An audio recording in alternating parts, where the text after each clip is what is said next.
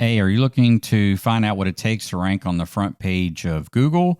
If so, this series is for you, where every week I'll walk you through what it takes to rank on the front page of Google for that week.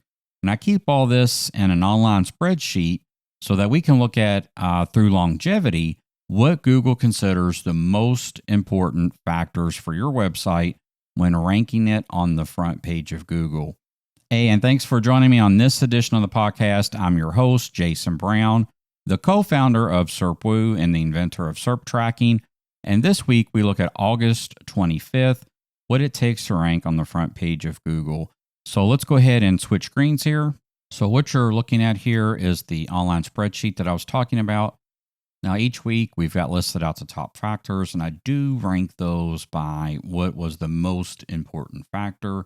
We can go back all the way back to April and look at these. But let's go ahead and look at this week. The number one factor this week was page size. Now, page size, I get a lot of questions about this. This is the size of the page in kilobytes. Now, this is a similar or overlapping factor with body size. But the reason why I list page size is not only does page size rank above body size as far as like the factors and what's more important, but body size, page size are almost duplicates. Now, granted, body size does not include the head tag, obviously, but the largest part of your page is going to be your body. So because page size ranked higher and body size is so similar, we point this as one factor, basically. And that's why you don't see 20 in these spreadsheets, is because really a lot of them could be grouped into just one. But I do like to look at the individual factors when I'm looking through this in case there's something weird or odd. But I do present it to you as basically deduped or combined if they do overlap. So the second factor this week, keywords and sentences. This should be no surprise. I mean, Google is looking at your content, seeing if it's relevant. Keywords in the sentences was the second most important factor this week. So it actually bumped out titles, which was prior weeks, as you can see. Keywords and titles came in third. Keywords in H2, my favorite tag.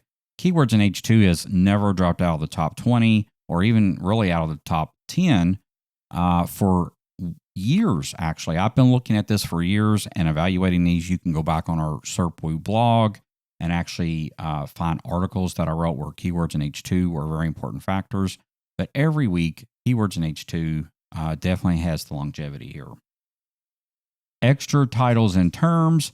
Now, what this is not just your keyword that you're looking at, but maybe keywords, if you think about review or comparison websites, those type of words that show up a lot, like best, top, number one.